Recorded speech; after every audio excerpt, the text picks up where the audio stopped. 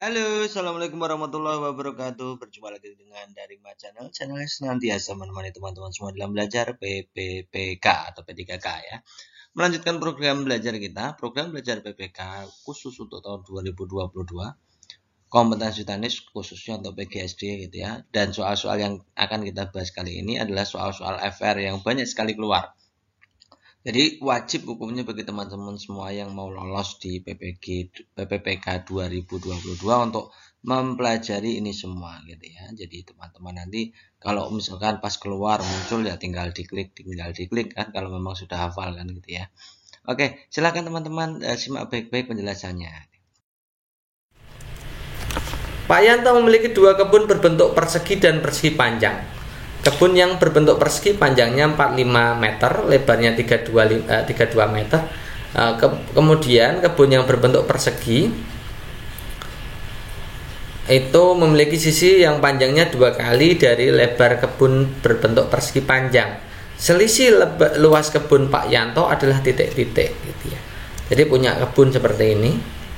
Yang satu ukurannya 45 32, yang satu sisi persegi itu 2 kali lebarnya 32, berarti ini 64 ya.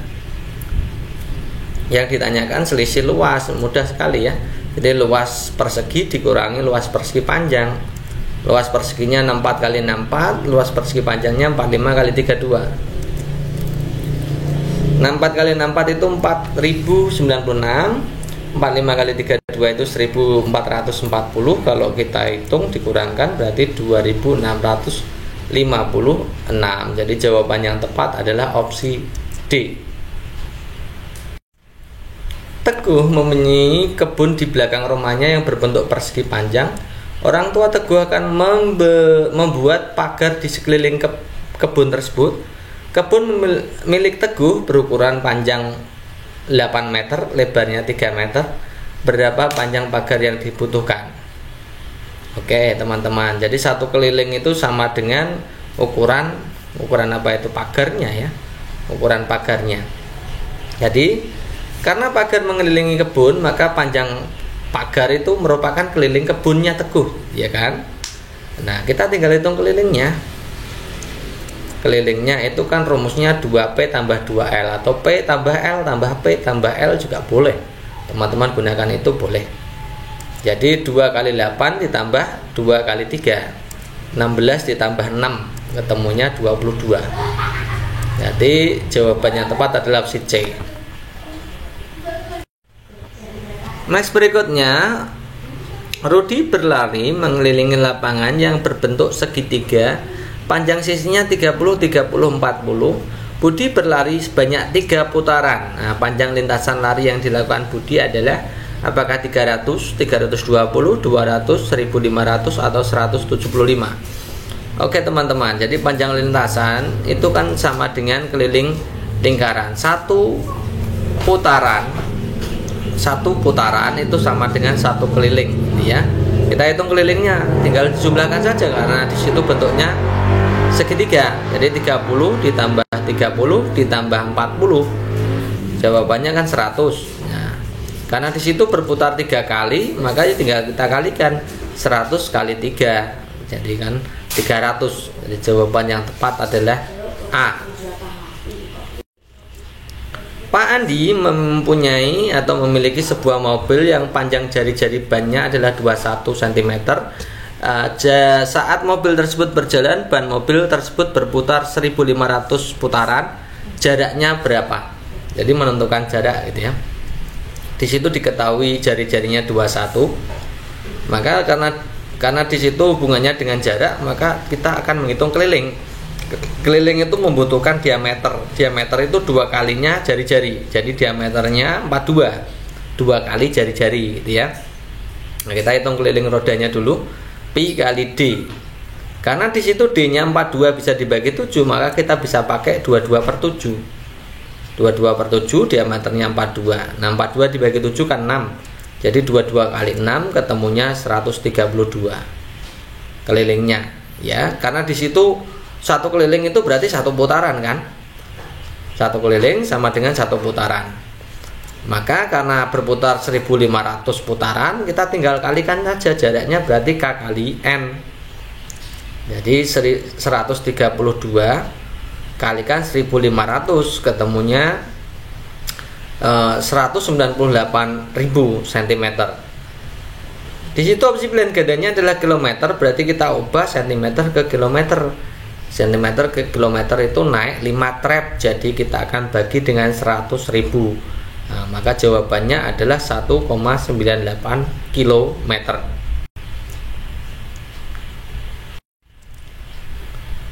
Sebuah kardus berbentuk kubus dengan panjang rusuk 72 cm.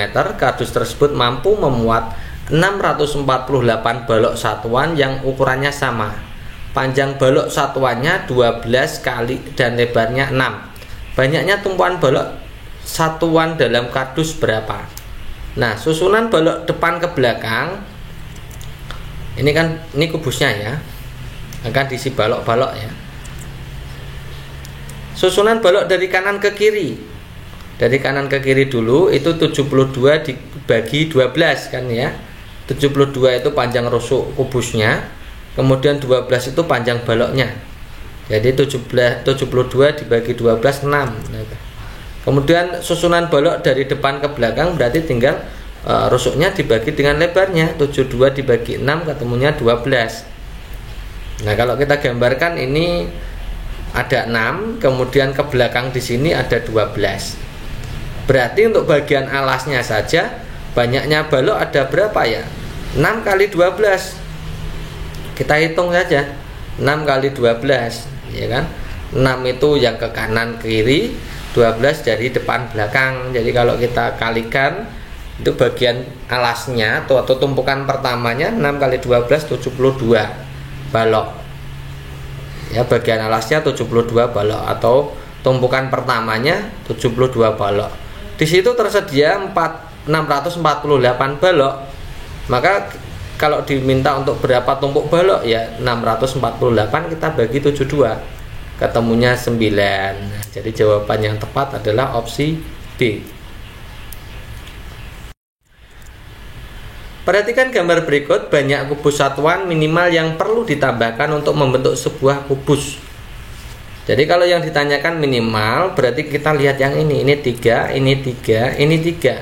Berarti balok terkecilnya yang bisa dibuat itu ukuran 333. Ya. Volumenya ya tinggal berapa baloknya, total baloknya, volumenya kan berarti 3 kali 3 kali 3. Ada 27 kubus satuan balok. Itu kalau jadi balok penuh. Nah, sementara balok yang ada kita tinggal hitung.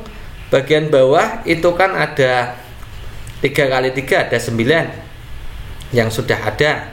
Kemudian di lantai 2 atau tumpukan kedua itu ada 3. Tumpukan atas ada 1. Jadi 9 tambah 3 tambah 1 itu ada 13. Maka banyak kubus yang perlu ditambahkan, itu berarti banyak kubus yang perlu ditambahkan berarti 27 dikurangi 13 berarti sama dengan 14 ya. Jadi jawabannya tepat 14 kubus. Next, berikutnya jarak kota Yogyakarta ke Salatiga 72 km. Pak Budi berangkat dari kota Yogyakarta menuju Salatiga bersepeda motor dengan kecepatan rata-rata 48 km per jam. 15 menit kemudian melalui jalan yang sama, Pak Tony berangkat dari Salatiga menuju Yogyakarta. Jadi kasusnya ini adalah kasus berpapasan, ya kan? Ya, tidak susul menyusul tapi berpapasan. Pak Tony bersepeda motor dengan kecepatan 52 km. Saat berpapasan dengan Pak Budi, Pak Tony sudah menempuh jarak berapa? Oke, jadi ini kasusnya adalah berpapasan dengan waktu yang beda. Nah, di situ kita tulis dulu yang diketahuinya. Yang pertama jaraknya dua kota kan 72. Kemudian kecepatan awalnya, kecepatan orang pertamanya atau yang berangkat duluan Pak Budi itu 48. Kemudian kecepatan Tony-nya V2. V1-nya kecepatan Budi, V2-nya kecepatan Tony. Kemudian delta T atau selisih keberangkatannya kan 1/4 jam ya, atau 15 menit. 15 menit itu harus dijadikan jam dulu teman-teman. 15 menit itu berapa jam? Ya 15 dibagi 60. 15 dibagi 60 kalau kita sederhanakan kan jadi 1/4 jam. Jadi teman-teman jangan lupa untuk mengubah menit menjadi jam, gitu ya, jadikan bentuk jam. Nah, karena di situ yang diketahui adalah berpasasan dengan waktu berbeda, maka kita menggunakan rumus ini. T2 sama dengan S dikurangi V1 delta T dibagi V1 ditambah V2. Nah, tinggal dimasukkan angkanya ya, 72 dikurangi 48 kali 1/4, 48 ditambah 52. Nah, 48 kalikan 1/4 itu kan ketemunya 12 kan, seperti ini. 48 ditambah 52 ketemunya 100. 72 dikurangi 12 ketemunya 60. Jadi 60/100. Ya, jadi kalau kita sederhanakan 6/10 jam ya. Tidak usah diubah dulu karena kita mau cari jarak. Nah, jarak kan rumusnya kan kecepatan kali waktu. Kecepatan orang kedua yang ditanyakan kan orang kedua atau V2 atau Tony. V2 dikali T2. V2 nya adalah 52, T2 nya 6/10. Jadi 52 kali 6 ketemunya 312. Kalau kita bagi 10 berarti 31,2 km. Jadi jawabannya yang tepat ya opsi B. Perhatikan tradisi Indonesia berikut: Mapa Dendang, Metik, Naik Dangu, Rambu Solo. Tradisi daerah Indonesia yang merupakan tradisi dalam menyambut panen sebagai rasa syukur kepada Tuhan yang mana? 1, 2, 3, 1, 2, 4, 1, 3, 4, 2, 3, 4. Oke, kita akan bahas satu persatu. Kalau Mapa Dendang itu tradisinya suku Bugis atau masyarakat Bugis, di mana Mapa Dendang ini sebuah ritual merayakan panen yang dilakukan oleh suku Bugis di Sulawesi Selatan. Oh, jadi Mapa Dendang itu juga ritual merayakan panen. Kalau Naik Dangu itu masyarakat Dayak. Ini juga ritual pasca panen yang banyak dilakukan oleh masyarakat Dayak, terutama Dayak Kanayat ya. Setiap tahun para pemuka desa akan berkumpul dan mendiskusikan acara Naik Dangu ya. Ini ya wujud syukur kepada Nek Jubata atau Sang Pencipta. Kemudian kalau metik itu dari masyarakat Jawa. Nah, jenis metik ya. Ada dua tradisi masyarakat Jawa yang dilakukan ketika panen. Biasanya di beberapa daerah Jawa Timur melakukan metik sebelum panen datang. Nah, saat padi mulai menguning, pemilik sawah akan mengadakan selamatan. Jadi yang metik itu juga urusannya dengan panen. Yang satunya lagi Rambu Solo. Ini upacara adat pemakaman. Jadi pemakaman tidak ada hubungannya dengan panen gitu ya. Jadi 1, 2, 3 ini adalah menyambut panen ya. Berikut ini contoh sumber daya alam yang berupa sumber energi. Sumber energi. Kita lihat opsi A, minyak bumi yes, gas alam ya, emas tidak ya. Gas alam yes, perak dan tembaga ini logam, jadi bukan sumber. Emas, perak, bauksit ini tiga-tiganya bukan sumber energi karena logam. Gas alam, minyak bumi, batu bara yang D benar ya. Yang pertama perhatikan gambar. Jadi di situ ada gambar orang yang menabrak tiang gitu ya, beton gitu ya. Nah, kemudian terpelanting gitu ya. Saat kendaraan menabrak tiang, pengendara terlempar jauh ke depan. Yang menyebabkan hal tersebut adalah apakah A, sopir terbiasa dengan keadaan bergerak dan tiba-tiba harus berhenti karena mobil yang dikendarai menabrak tiang, maka tubuh sopir akan tetap menginginkan bergerak, artinya terpelanting gitu ya. Kemudian yang B, mobil memberikan gaya aksi karena massa dan percepatannya, dan tiang memberikan reaksi atas gaya aksi dari mobil, sehingga tubuh sopir juga mendapatkan gaya reaksi. Yang C, kecepatan mobil yang tinggi menyebabkan gaya yang bekerja pada mobil besar. Hal ini menyebabkan sopir terpelanting ke depan. Ataukah yang D, tiang yang ditabrak memberikan gaya aksi yang menyebabkan sopir terpelanting ke depan. Nah, soal-soal seperti ini banyak sekali yang muncul ya teman-teman. Dari misalkan contoh yang kemarin itu tentang orang yang turun dari angkot kemudian terasa mau terjelungup atau mau jatuh, itu juga bagian dari sini. Nah teman-teman perlu diketahui bahwa semua itu kasus-kasus seperti itu merupakan penerapan dari hukum Newton gitu ya. Terutama untuk hal ini ya, ini adalah hukum Newton 1 ya sebenarnya untuk orang yang terpelanting ketika menabrak beton seperti ini. Ini hukum 1. Bunyinya seperti ini, setiap benda akan mempertahankan kondisi diam atau bergerak dengan lurus yang beraturan kecuali terdapat gaya yang mana bekerja untuk mengubahnya. Yaitu bunyi hukum Newtonnya. Nah, kata-kata ini sulit sekali untuk dicerna oleh kita. Bahasa mudahnya saya buat sederhananya seperti ini. Setiap benda itu yang sudah diam maka dia akan cenderung selalu ingin diam. Ya, suatu benda yang posisinya diam akan cenderung selalu ingin diam. Gitu ya. Misalkan diberikan gaya juga nanti ada inginnya tetap diam ya di posisi itu, mempertahankan posisi, itu namanya nama lain dari hukum kelembaban. Sebagaimana juga kalau benda itu bergerak maka ingin selamanya bergerak. Nah kalau ada gaya yang menghentikannya dia ingin tetap bergerak seperti itu namanya bunyi hukum Newton 1 atau hukum kelembaban gitu ya.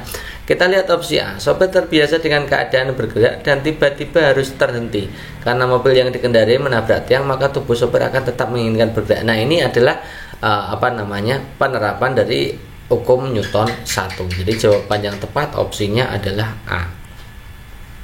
Kalau yang B, aksi reaksi itu hukum Newton 3, itu kasusnya tidak seperti ini teman-teman ini ya. C itu hukum Newton 2, jadi juga kasusnya tidak seperti ini. Ya, jadi jawaban yang tepat opsinya A. Next berikutnya, tradisi di Indonesia yang merupakan kekayaan budaya lokal yang bercerita atau berisi tentang melestarikan budaya adat. Apakah tradisi lompat batu, tradisi erau, tari saula, cungkup tapan rejo, atau sarine kembang bagong? Oke, kita akan lihat ya. Ini kelihatannya materi di kelas 4 kalau tidak salah ya. Kelas 4 atau kelas 5 lah, lupa saya. Oke. Jadi soal-soal tentang tradisi ini perlu teman-teman kembangkan. Cari seluruh tradisi yang ada di materi SD. Tradisi-tradisi khasanah lokal daerah itu ya dicari. Kemudian dipahami bagaimana isinya, karena soal-soalnya banyak sekali terkait dengan itu. Ya, kita akan bahas satu persatu. Pertama adalah tradisi lompat batu dari Nias. Ya, ini biasanya dilakukan oleh para pemuda dengan cara melompati tumpukan batu setinggi 2 meter untuk menunjukkan bahwa mereka sudah pantas untuk dianggap dewasa secara fisik. Jadi ini menceritakan atau berisi tentang kebanggaan dari seorang pemuda yang berhasil melompati tumpukan batu karena dianggap sebagai sudah dewasa gitu ya. Kemudian untuk tradisi erau itu dari Tenggarong. Tradisi erau dari Tenggarong itu juga sebagai bentuk rasa syukur atas limpahan hasil bumi. Jadi ini termasuk panen ya. Habis setelah panen rasa syukurnya ya dengan tradisi erau ini gitu ya. Sukunya adalah suku Kutai. Kemudian tak hanya itu, keluarga besar kesultanan pun menjamu rakyatnya dengan berbagai sajian sebagai bentuk terima kasih atas pengabdian mereka kepada kesultanan ya. Kemudian dalam perkembangannya dan sekarang itu biasanya tradisi erau itu erat kaitannya dengan upacara yang dilakukan dalam rangka penobatan raja serta pemberian gelar kepada tokoh-tokoh masyarakat yang berjasa. Jadi ada perubahan fungsi dari tradisi erau yang mulanya adalah rasa syukur sebagai panen ya, limpahan hasil bumi, kemudian juga merupakan jamuan dari kesultanan atau raja untuk rakyatnya, tapi sekarang juga berubah menjadi pemberian gelar kehormatan, kemudian penobatan raja gitu ya. Itu tradisi erau. Kemudian kita akan bahas tradisi saula ya. Tari saula itu merupakan tradisi dalam rangka pernikahan, ini khusus untuk warga Mandar, Kalimantan ya. Kemudian cungkup tapan rejo itu dari Mataraman, ini yang mengisahkan babat alas warga Jawa dalam memulai kehidupan baru. Ini teman-teman harus memahami makna-maknanya gitu ya. Kemudian sarine kembang bagong itu dari Using, itu cerita ini mengisahkan kegigihan dan semangat masyarakat desa dalam melestarikan budaya adat Using. Jadi Kalau yang ditanyakan adalah tradisi di Indonesia yang merupakan kekayaan budaya lokal bercerita tentang melestarikan budaya adat, itu jawaban yang tepat adalah Sarine Kembang Bagong. Opsi yang tepat adalah opsi E. Berikutnya pasangan presiden dan wakil presiden yang dipilih sesuai dengan amandemen ketiga Undang-Undang Dasar Negara Republik Indonesia tahun 1945 pasal 6A. Apakah Soeharto, B.J. Habibie, Abdurrahman Wahid, Megawati, SBY Budianto, kemudian Joko Widodo, Basuki Cahaya, atau Susilo Bambang Yudhoyono dan Yusuf Kala? Oke teman-teman, ini soal-soal seperti ini menjebak ya. Jadi teman-teman harus tahu dulu untuk undang-undang krusial ya, untuk pasal-pasal krusial yang diamandemen ya. Pada pertemuan yang lalu kita sudah pernah bahas ini. Ya, jadi teman-teman saya harapkan untuk menonton semua video dari My Channel sejak FR1 gitu ya, sejak pembelajaran program 1. Ya, nanti ada semuanya, ada yang latar belakang amandemen sila 1 ayat 2, pasal 1 ayat 2 dan seterusnya itu ya.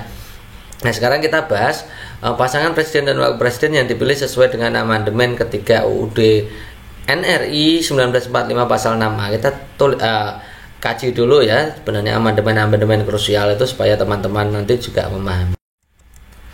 Nah, amandemen yang pertama kita mulai ya, bukan amandemen yang pertama tapi pembahasan materi kita yang pertama itu tentang pergeseran kekuasaan membentuk undang-undang dari presiden ke DPR. Jadi dulunya sebelum amandemen itu yang berhak membuat undang-undang itu adalah presiden, kemudian DPR hanya berfungsi sebagai alat persetujuan saja gitu ya. Itu dulu sebelum amandemen. Setelah amandemen ada pergeseran kekuasaan membentuk undang-undang, di mana pasal 20-nya mengatakan bahwa Dewan Perwakilan Rakyat memegang kekuasaan membentuk undang-undang. Jadi sekarang yang membentuk undang-undang itu DPR, bukan presiden.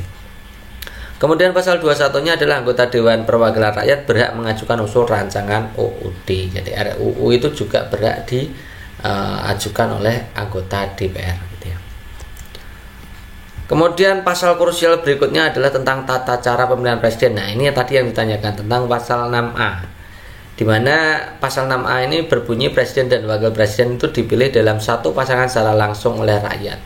Amandemen ketiga. Kalau bintangnya 3 berarti amandemen ketiga. Jadi presiden dan wakil presiden dipilih dalam satu pasangan secara langsung. Nanti yang ditanyakan yang seperti tadi gitu ya. Kemudian kedaulatan itu di pasal 1, di mana terjadi perubahan. Kalau sebelum UUD 45 itu kedaulatan ada di tangan rakyat, dilakukan sepenuhnya oleh MPR. Kalau pasal 1 setelah amandemen itu kedaulatan di tangan rakyat dilaksanakan dengan undang-undang. Jadi sudah tidak diwakilkan MPR lagi gitu ya, kedaulatan tertingginya. Kemudian pasal 7 ini juga krusial, teman-teman harus menghafalkan itu ya. Ini tentang pembatasan masa jabatan presiden, itu dimana presiden dan wakil presiden itu memegang jabatan selama 5 tahun dan sesudahnya dapat dipilih kembali dalam jabatan yang sama, hanya untuk 1 kali masa jabatan. Artinya apa? Jadi awal jabatan dan kemudian menjabat lagi itu maksimal 2 periode, tidak boleh lebih dari itu. Itu artinya seperti itu. Kemudian yang krusial berikutnya yang tetap sampai sekarang ini menjadi isu penting itu adalah pasal 6, yaitu calon presiden dan wakil presiden itu harus seorang warga negara Indonesia sejak kelahirannya, tidak pernah menerima kewarganegaraan lain karena kehendak sendiri, tidak pernah mengkhianati negara, serta mampu secara rohani dan jasmani untuk melaksanakan tugas dan kewajibannya sebagai presiden dan wakil presiden. Jadi ini berbeda dengan sebelum undang-undang, sebelum amandemen undang-undang, di mana sebelumnya itu calon presiden dan wakil presiden adalah orang Indonesia asli gitu ya. Sekarang diperlengkap, jadi tidak hanya orang Indonesia asli tapi orang yang keturunan asing pun bisa, selama dia itu sudah menjadi warga negara Indonesia sejak kelahirannya, belum pernah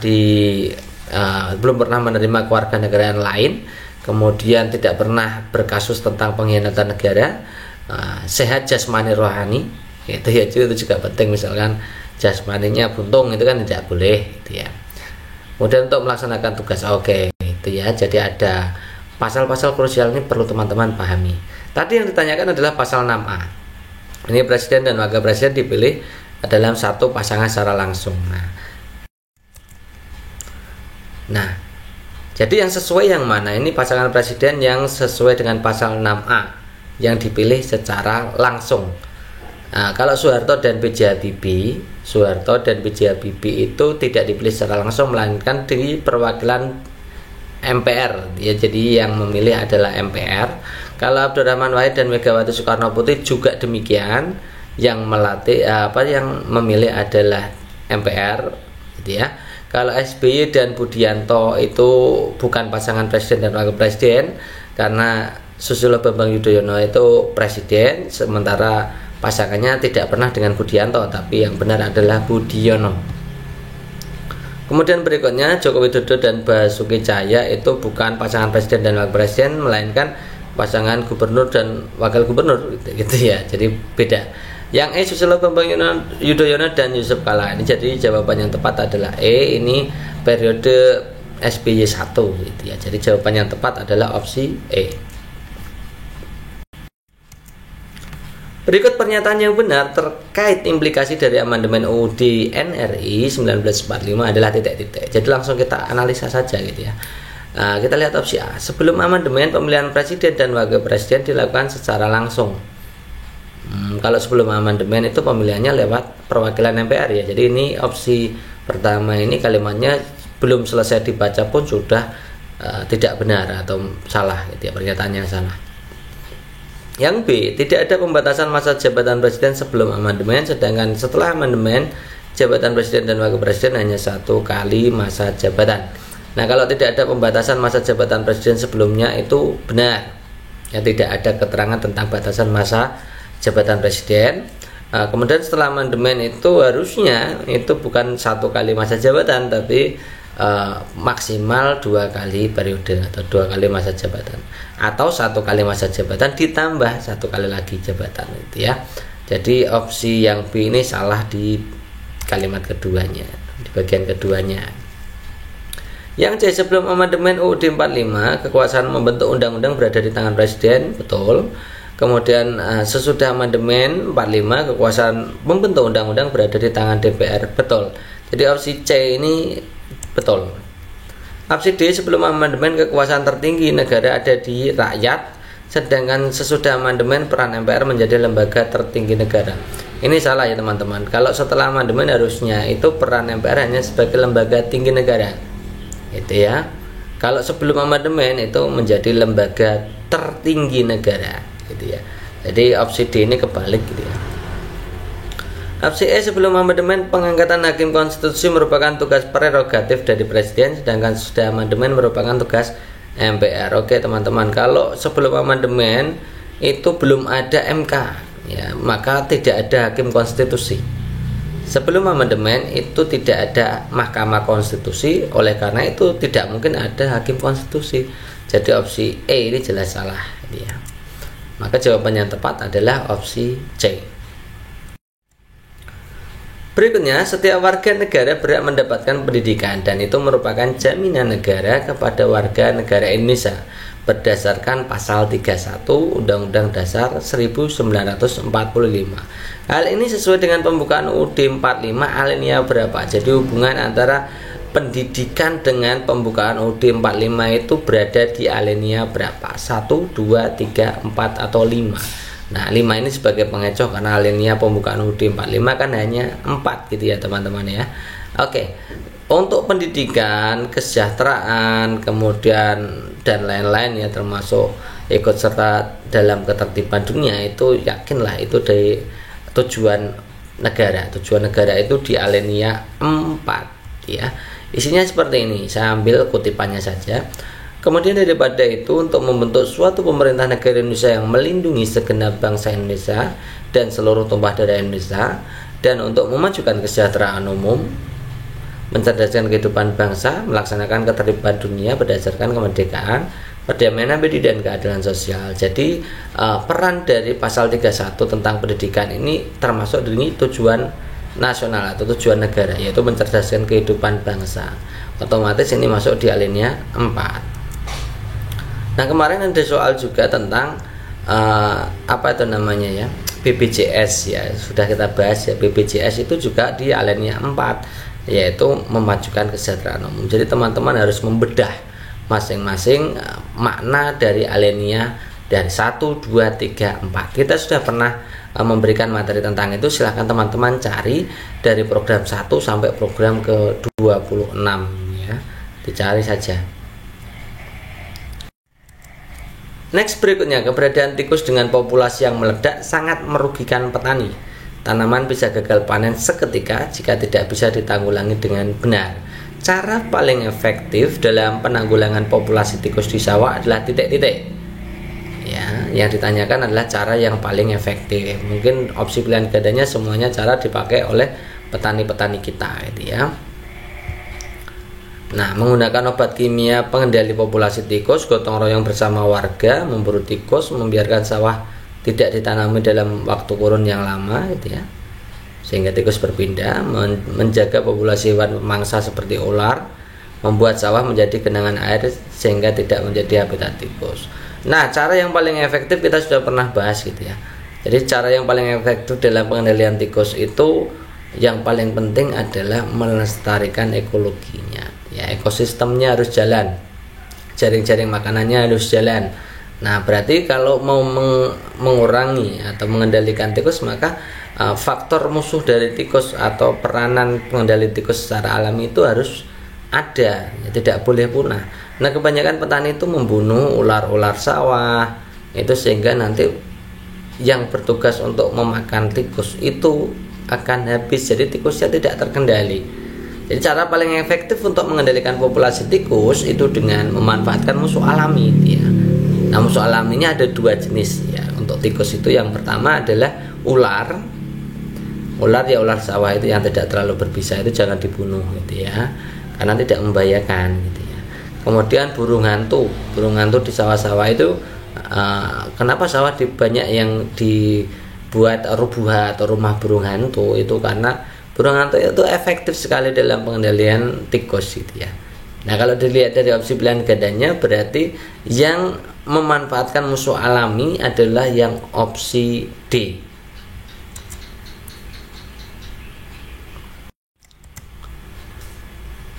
Oke, next berikutnya, beberapa pekerja angkut akan menurunkan barang dari truk yang memiliki kapasitas angkut paling banyak 825 kg. Jika berat badan sopir 65 kg dan barang yang diangkut dikemas dalam kotak yang masing-masing 30 kg, banyak kotak barang terbanyak yang diangkut oleh truk tersebut adalah titik-titik. Lihat opsi pilihan gandanya ada 25, 30, 15, 18 dan 45. Ini terkait dengan pertaksamaan linear satu variabel ya. Oke, bagaimana cara menyelesaikan soal ini? Silakan teman-teman itu kalau merasa yakin dikerjakan dulu, di pause dulu, kemudian dicari ya. Jangan lupa untuk atur waktu ya. Jadi teman-teman itu atur waktu, dipercepat ya. Dilatih supaya menghitung cepat. Kemudian baru di-play sehingga nanti teman-teman itu tahu pembahasannya ya. Oke, kita mulai. Jadi kita mulai dari yang diketahui dulu. Kita tahu bahwa kapasitas barang atau kapasitas angkut itu adalah kapasitas barangnya ya. Kapasitas barang yang diangkut itu adalah kapasitas total dikurangi berat ya, sopir, kondektornya. Itu karena di sini soalnya hanya sopir ya, kita dikurangkan sopir kita aja ya. Jadi kapasitas angkut total dikurangi sopir kan, gitu ya. Barangnya itu berarti kapasitas angkut total dikurangi sopir, berarti 825 kita kurangkan dulu dengan 65 ya, itu 760 hasilnya. Jadi barang yang diangkut itu maksimal atau paling banyak itu harus 760 kg. Nah, jika jumlah kotak itu misalkan X, padahal masing-masing kotak itu beratnya 30 kg, berarti 30X kan barangnya kan kotaknya X, banyaknya kotak X, satu kotaknya 30 kg, berarti 30X kan, itu harus kurang dari atau sama dengan 760. Kenapa kurang dari? Kan kapasitas maksimumnya hanya 760 barangnya, berarti harus kurang dari kan, tidak boleh lebih. Kalau melebihi itu maka nanti kapasitas angkut maksimalnya tidak pas, gitu ya, kelebihan muatan. harus kurang dari gitu ya. Berarti X-nya ketemu 760 dibagi 30 kan gitu ya. Nolnya teman-teman bisa dibuang atas dan bawah kan, jadi 76 dibagi 3 kan gitu, mudah ya. 76 bagi 3 ketemunya berapa? 25, sekian sekian. Jadi X itu kurang dari atau sama dengan 25, sekian sekian. Karena kurang dari 25, sekian sekian, maka angkanya itu kalau kita susun itu 1 sampai 25. Yang paling banyak berarti 25 kan gitu ya. Banyak kotak maksimalnya berarti 25. Oke, jadi jawaban yang tepat adalah opsi A. Kevin mendapatkan hukuman lari mengelilingi lapangan berbentuk lingkaran sejauh 1320 meter karena terlambat sekolah. Ya, jadi hukumannya adalah mengelilingi lingkaran, jaraknya harus 1320 meter. Dia sudah menyelesaikan 2 putaran dari 6 putaran yang harus dilakukan. Ukuran diameter lapangan yang dikelilingi Kevin berapa? Oke, jadi ini jarak yang ditempuhnya 1320. Ini teman-teman bisa cari dulu ya, di post dulu, kemudian dihitung dulu. Nah, nanti kalau sudah selesai penghitungannya dicocokkan ya. Oke, jaraknya adalah 1320. Oke, kemudian di situ jarak itu harus ditempuh dengan 6 putaran ya. 6 putaran itu, 2 putaran itu hanya pengecoh teman-teman. Jadi 1320 itu terdiri dari 6 putaran. Berarti satu putarannya berapa? Ya, satu putaran atau satu keliling kan berarti kita tinggal bagi kan. 1320 dibagi 6. Hasilnya adalah 220 meter. Jadi satu putaran atau satu keliling. Jadi satu keliling itu sama dengan satu putaran teman-teman ya. Satu keliling berarti itu 220 meter. Itu ya. Ketikanya 220, kita akan menghitung diameternya sekarang.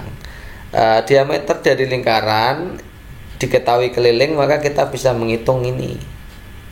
Keliling kan rumusnya pi kali d. Pi-nya pakai 22/7. Ya, pi kali d. Pi-nya pakai 22/7. Kenapa pakai 22/7? Ya, nanti kita jelaskan ya. Karena 220 bisa dibagi 22 kan gitu ya. Kita masukkan K-nya, kita taruh ya, K-nya kita ganti dengan 220 sama dengan 22/7D kan gitu berarti ya. K-nya kita ganti dengan 220. Nah, sekarang menghitung D. D itu di sebelah kanan. Jadi 22/7 itu harus dipindahkan ke sebelah kiri. Kalau berpindah sebelah kiri cukup dibalik saja. Jadi 220 kita kalikan dengan 7/22. Tadinya 7 kan di bagian bawah atau di bawah per kan. Jadi di atas per. Dua-duanya tadinya di atas, jadi di bawah kan itu. Nah, diameternya itu berarti 220 dikali 7 bagi 22. Nah, 220 itu dengan 22 kan bisa dibagi kan, dan dikecilkan. Masing-masing dibagi 22 berarti 220 bagi 22 kan 10 ya. 10 kali 7 berarti 70. Jadi diameternya adalah 70 meter.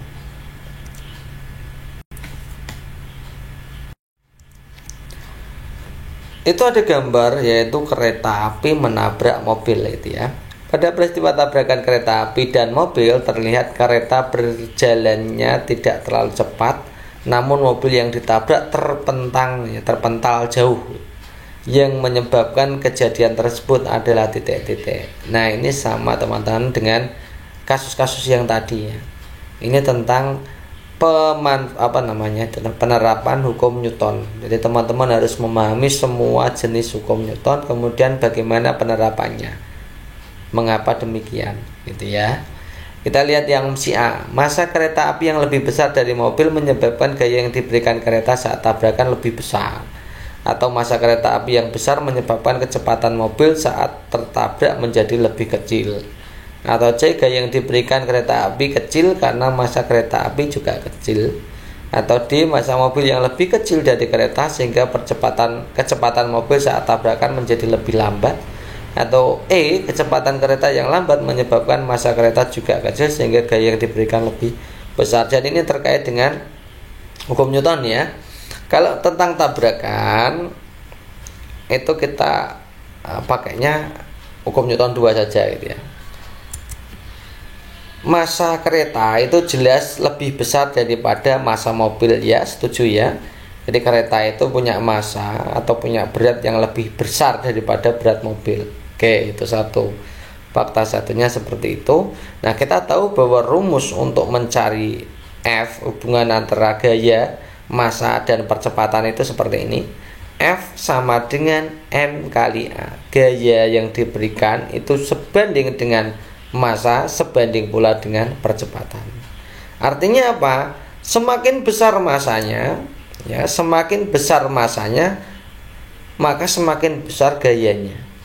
Nah, kereta itu punya massa yang lebih besar dari mobil. Otomatis gaya yang diberikan kereta lebih besar daripada gaya mobil. Oleh karena itu nanti ketika tabrakan itu pasti terpental jauh. Itu intinya seperti itu, paham ya? Jadi kita pakai hukum Newton 2, rumusnya Fm kali A. Gaya itu sebanding dengan massa. Jadi semakin besar massanya atau massanya lebih besar, maka gaya yang diberikan lebih besar. Ya, jadi gaya yang diberikan oleh kereta api itu lebih besar daripada gaya mobil, sehingga mobilnya itu terpental jauh. Itu ya. Berarti itu jawabannya. Kita lihat opsi A. Massa kereta api lebih besar. Oke, dari mobil menyebabkan gaya yang diberikan kereta saat tabrakan lebih besar daripada gayanya mobil. Oke, jawaban yang tepat ya di opsi A berarti ya. Oke. Berikutnya, perhatikan hal berikut. 1. Kerangka berpikir dan hipotesis, tujuan penelitian dan manfaat penelitian, hasil siklus 1, 2 dan pembahasan, desain penelitian, metodologi penelitian. Yang kelima, daftar pustaka dan lampiran. Nah, sistematika penulisan PTK yang benar ini berdasarkan urutannya ini ya. Ini kelihatannya juga sudah pernah ada, tapi mungkin variannya agak berbeda. Oke, kita bahas ya. Kalau kerangka berpikir dan hipotesis itu masuk dalam apa ya, teman-teman ingat? Oke, kita akan berikan pembahasan globalnya saja. Jadi tidak langsung kita analisa, tapi kita teorinya harus tahu dulu supaya nanti soal apapun teman-teman harus bisa. Sistematika untuk PTK itu dimulai dari bagian pembuka. Jadi bagian itu ada 3 teman-teman. Bagian pembuka, bagian isi, bagian penutup gitu ya. Bagian pembuka isinya apa saja? Halaman judul, halaman pengesahan, abstrak, kata pengantar, daftar isi, daftar tabel, daftar lampiran, daftar gambar. Itu di halaman pembuka. Kemudian di bagian isi itu ya bab 1 sampai bab 5 itu ya. Bab 1 itu memuat latar belakang, identifikasi masalah, rumusan masalah, tujuan, manfaat. Kadang-kadang ditambahi dengan penelitian yang relevan. Ya, saya ulangi lagi ya. Latar belakang, rumusan masalah. Kadang-kadang sebelum rumusan masalah ditambah identifikasi masalah. Jadi latar belakang, identifikasi masalah, rumusan masalah, tujuan, manfaat. Kemudian kadang-kadang ditambah dengan penelitian yang relevan. Bab 2 itu tentang pembahasan teori, kerangka berpikir, dan hipotesis. Jadi menjelaskan teorinya, kemudian alur yang dipakai ya, sehingga nanti punya hipotesisnya temu juga ya. Bagian ketiga ini tentang setting dan prosedur penelitian, metodologi penelitian ya. Setting itu yang meliputi subjek penelitian, objek penelitian, lokasi dan seterusnya. Itu ya. Kemudian bab 4 ini tentang pelaksanaan penelitian dan hasil. Jadi hasil siklus 1, hasil siklus 2 dan seterusnya, kemudian dibahas masing-masing hubungan antar siklus. Itu di hasil penelitian dan pembahasan. Kemudian di bab kelima itu ada simpulan dan saran serta rekomendasi. Jadi simpulan, saran, rekomendasi. Teman-teman harus paham bagian-bagian ini ya. Ini wajib hukumnya untuk menghafalkan gitu ya. Dipahami gitu ya. Kemudian bagian ketiga ya, setelah bagian isi, bagian pembuka, bagian isi, sekarang bagian yang ketiga adalah bagian penutup. Itu meliputi daftar pustaka, kemudian lampiran-lampiran. Itu ya urutan. Kita sudah bentuk sistematikanya sesuai urutan dari yang awal sampai akhir. Oke. Jadi kalau kita bahas untuk sistem penulisan PTK yang benar pada soal ini, kerangka berpikir dan hipotesis ini masuknya di bab 2. Tujuan penelitian, manfaat penelitian itu pasti di bab 1 bersama latar belakangan gitu ya. Hasil siklus 1, 2 serta pembahasannya ada di bab 4. Desain penelitian, metodologi penelitian itu tentang setting penelitian. Setting penelitian, metodologi penelitian itu di bab 3. Daftar pustaka lampiran itu di bab 5. Jadi kalau penutup ya, bukan bab 5, penutup. Jadi kalau kita urutkan itu berarti nomor 2 ini awal, kemudian baru nomor 1, kemudian nomor 4, nomor 3, dan terakhir nomor 5. Jadi jawaban yang tepat ya ini 2, 4, 1, 3, 5.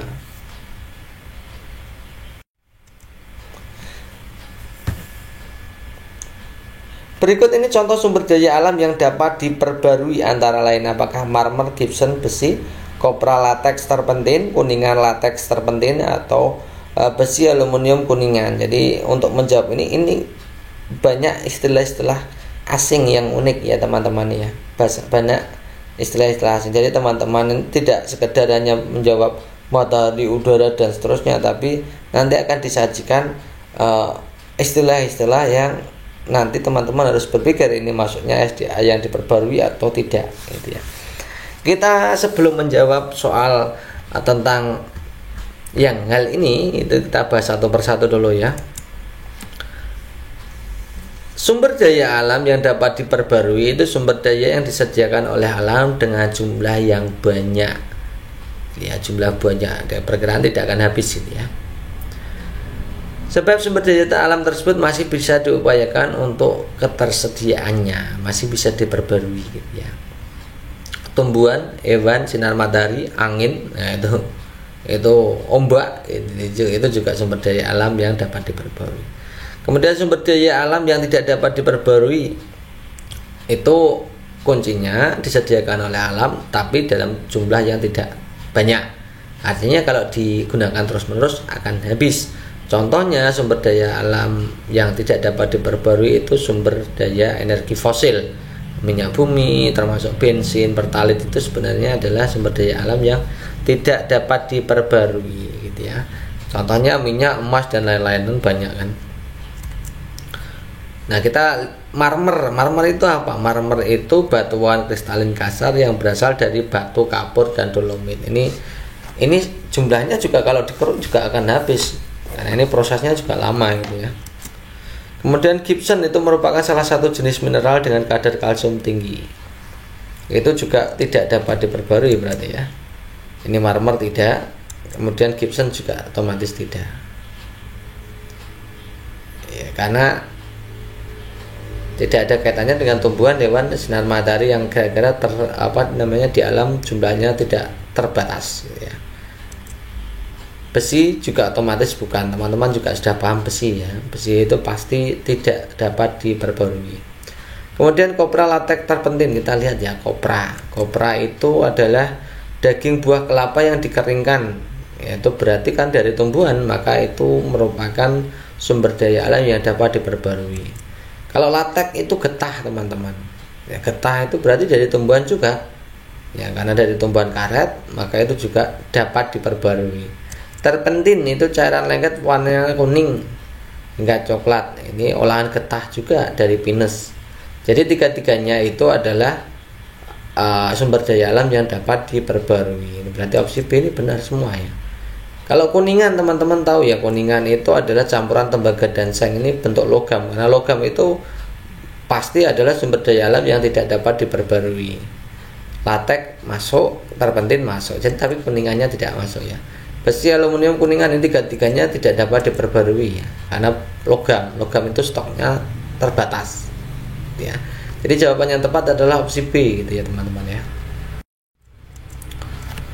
Kebun Pak Salman berbentuk lingkaran dengan luas 34.650 meter persegi. Di sekeliling kebun ditanami bambu dengan jarak 2 meter sebagai pagar batas. Banyak bambu yang dibutuhkan Pak Salman untuk menyelesaikan penanaman tersebut adalah titik-titik. Apakah 1.800 tanaman, 330 tanaman, 660 tanaman, 105 tanaman, atau 2.600 tanaman. Jadi di situ diketahui bentuk kebun dari Pak Salman itu adalah lingkaran. Luasnya diketahui ya, kita tulis dulu ya. Nah, karena di situ hubungannya dengan di sekeliling, maka kita akan cari keliling ya. Kita olah dulu luasnya ya, langsung aja. Luas dari lingkaran itu rumusnya kan pi r kuadrat ya, atau pi r boleh. Kita masukkan L-nya. L-nya kan 34.650. P-nya kita pakai dengan 22/7. R-nya yang akan kita cari. Jadi R kali R kuadrat itu ya. Maka untuk mencari R kuadrat kita pindahkan 22/7 ke kiri. 7 itu di bagian bawah, maka kalau pindahkan ke kiri jadi bagian atas. 22 kalau pindah ke kiri jadi bagian bawah. Jadi begini ya. 34.650 kali 7/22 sama dengan R kuadrat. Nah, 34.650 ini pasti bisa dibagi 22. Yakinlah teman-teman, itu pasti bisa dibagi 22. Hasilnya adalah 1575. Baru dikalikan 7 kan gitu ya. Hasilnya adalah 11.025. Itu R kuadrat. Maka R-nya bisa kita akarkan saja. Akar dari 11.025 itu ketemunya adalah ternyata 105. Gitu ya. Oh, jari-jarinya ketemu, karena jari-jarinya ketemu 105, maka diameternya pasti 2 kalinya kan, 210. Jadi R dan D teman-teman saya kira tahu lah. Jari-jari itu adalah setengah diameter. Kalau jari-jarinya 105, maka diameternya pasti 210.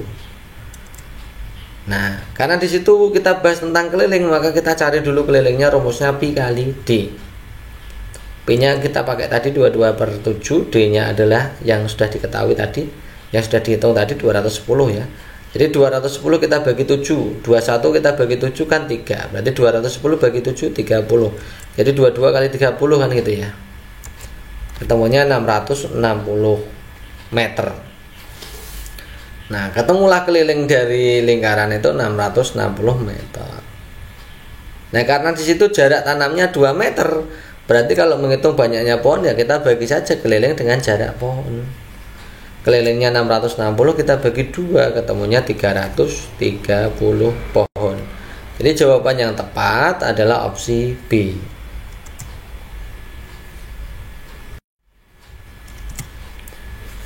Terumbu karang harus dilindungi karena memiliki fungsi ekonomi, ekologis, dan sosial ekonomi. Nah, berikut yang merupakan fungsi ekonomi terumbu karang bagi manusia. Fungsi ekonomi gitu ya. Apakah mengurangi hembasan gelombang pantai sebagai sumber makanan dan obat-obatan, sebagai daya tarik objek wisata, mencegah terjadinya abrasi pantai. Kita harus memahami dulu ya teman-teman untuk jawab ini. Jadi kemarin mungkin kurang lengkap ya untuk pembahasan kita. Jadi fungsi dari hutan kota, fungsi dari terumbu karang, fungsi dari mangrove itu terbagi menjadi beberapa bagian. Ada fungsi ekologi, ada fungsi ekonomi, ada juga yang fungsi ekonomi sosial atau sosial ekonomi ya. Kalau manfaat atau fungsi ekonomi ini terkait kalau misalkan terumbu karang bisa dijadikan sumber makanan, bisa dipakai sebagai obat-obatan, juga kan objek wisata bahari, itu ekonomi ya, terkait dengan perekonomian. Jadi manfaat ekonominya banyak dari terumbu karang. Kemudian kalau ekologi ini tentang keseimbangan ekosistem ya. Jadi fungsi ekologi itu fungsi dalam menjaga keseimbangan ekosistem, atau bahasa kerennya pelestarian ya, fungsi pelestarian. Jadi fungsi dari terumbu karang itu dalam rangka pelestarian itu mengurangi hempasan gelombang pantai yang dapat berakibat terjadinya abrasi. Jadi selain dari fungsi mangrove atau bakau yang bagian bawah ada terumbu karang, itu sudah mengurangi efek gelombangnya, efek ombaknya gitu ya. Itu ekologinya salah satunya. Nah, kemudian kalau sosial ekonomi, ini terumbu karang sebagai sumber perikanan ya, sumber perikanan, pendapatan nelayan. Jadi seperti ekonomi tapi fungsinya fungsi sebagai pekerjaan lah intinya ya. Sumber perikanan kan hubungannya dengan pekerjaan, pendapatan juga pekerjaan gitu ya. Menjadi daya tarik objek wisata tadi juga termasuk sebenarnya ya manfaat ekonomi, tapi juga faktor sosialnya ada. Makanya disebut sebagai fungsi sosial ekonomi ya. Oke, kita sekarang jawab ya. Berikut yang merupakan fungsi ekonomi. Yang A, mengurangi hembasan gelombang pantai, itu berarti fungsi ekologi, gitu ya. Sebagai sumber makanan dan obat-obatan, itu fungsi ekonomi, gitu ya. Sebagai daya tarik objek wisata itu ekonomi sosial. Ekonomi bisa, ekonomi sosial bisa. Mencegah terjadinya abrasi itu adalah sebagai kalau mencegah terjadinya abrasi berarti pelestarian ya, berarti ini fungsi ekologi. Nah, yang ditanyakan tadi adalah fungsi ekonomi. Jadi apakah daya tarik objek wisata atau sumber makanan dan obat-obatan? Nah, kalau daya tarik objek wisata bisa ekonomi, bisa sosial ekonomi. Kalau sumber makanan dan obat-obatan itu ekonomi. Jadi jawaban yang tepat adalah opsi B.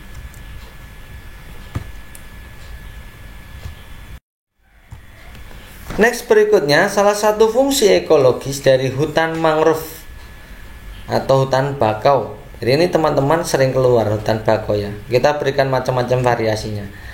A, kayunya digunakan untuk kayu bakar, diambil kayunya untuk membuat arang, tempat berlindung berkembangnya kembang biak binatang laut, banyak ikan sehingga bisa dimanfaatkan manusia. Oke. Jadi tadi kita sudah bahas ya, kalau fungsi ekologi itu hubungannya dengan pelestarian ekosistem, pelestarian alam, pelestarian ekosistem, menjaga keseimbangan ekosistem. Kalau fungsi ekonomi ya faktor ekonomi ya. Nah, kalau fungsi ekologis atau fungsi pelestarian atau fungsi menjaga keseimbangan alamnya pada hutan mangrove atau hutan bakau, itu yang pertama habitat atau tempat hidup biota laut ya, tempat berkembangnya binatang laut itu di hutan bakau ya, itu termasuk fungsi pelestarian. Kemudian fungsi pelestarian berikutnya adalah stabilisator garis pantai. Fungsi ini dikenal mencegah erosi pantai, ini berarti harusnya abrasi ya, sebagai akibat pukulan ombak dan juga berperan dalam menahan lahan pantai, jadi lebih kuat gitu ya. Mencegah abrasi berarti fungsi ekologis. Kemudian berikutnya adalah sebagai filter dari pengaruh laut ya maupun dari darat. Adanya mangrove itu dapat mencegah terjadinya intrusi air laut ke darat gitu ya. Ada 3 fungsi ekologinya. Sekarang kalau fungsi ekonomi, itu fungsi ekonomi bernilai ekonomi, kayunya bisa dipakai gitu ya.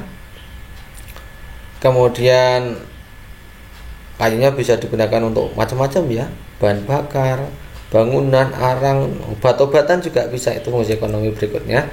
Kemudian selain itu juga sebagai sumber untuk gula, alkohol, cuka, itu dapat dimanfaatkan untuk hal itu. Dengan begitu hutan mangrove memiliki fungsi ekonomis terhadap kehidupan. Nah, yang ditanyakan adalah fungsi ekologis ya. Kita lihat opsi A, kayu digunakan untuk kayu bakar, berarti ini fungsi ekonomi. Yang B, diambil kayunya untuk membuat arang, ekonomi lagi. Tempat berlindungnya dan berkembangnya binatang laut, nah itu fungsi ekologi. Ekologi C ya. Banyak ikan sehingga bisa dimanfaatkan manusia, itu ekonomi. Jadi jawaban yang tepat yang merupakan fungsi ekologi ya C ini.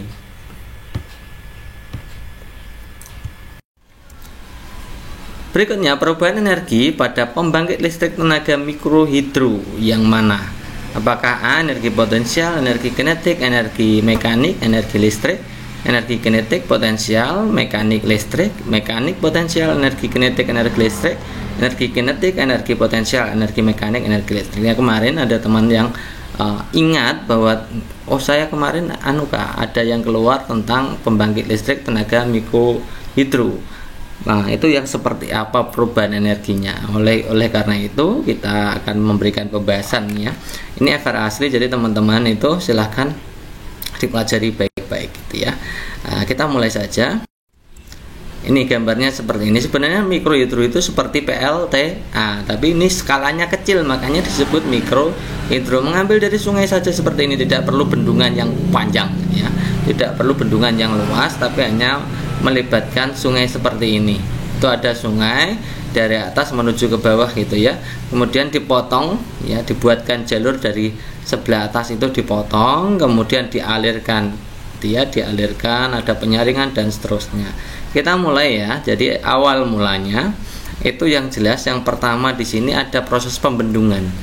Di sini ada proses pembendungan. Jadi nanti bisa mengalir gitu ya. Airnya bisa mengalir. Proses pembendungan itu timbul energi potensial ya, potensial. Jadi energi potensial itu saat pembendungan ya.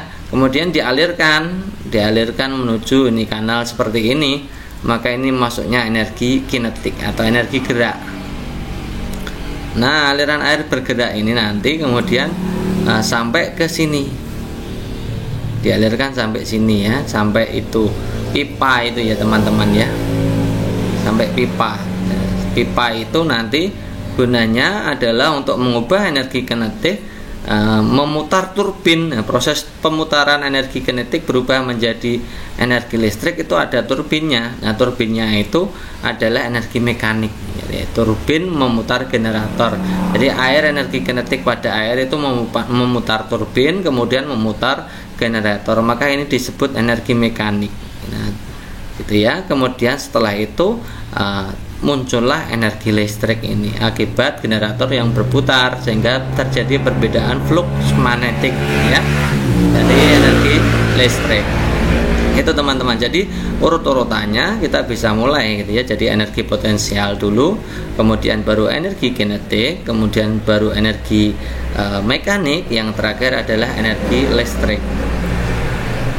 Nah, ini kalau kita buat sketsanya yang bagian turbin pada gambar yang atas itu kan turbinnya tidak kelihatan gitu ya.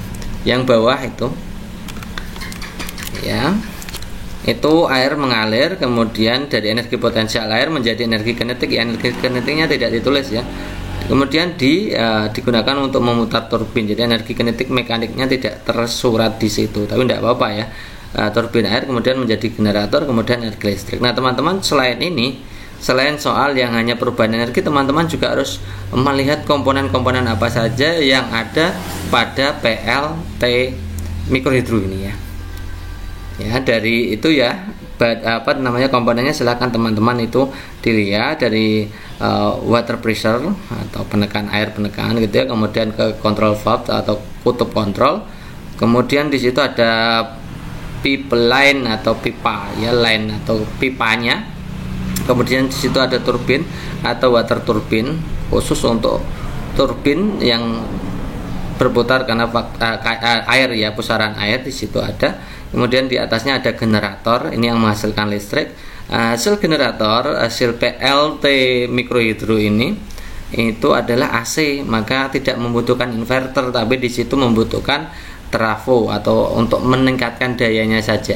Ya kan, daya yang dikeluarkan dari generator itu tidak terlalu tinggi, maka harus ditinggikan ya, melewati trafo step up. Ya, trafo step up. Nah, seperti itu teman-teman. Jadi nanti teman-teman juga selain dari soal perubahan energi, biasanya ada soal tentang urut-urutannya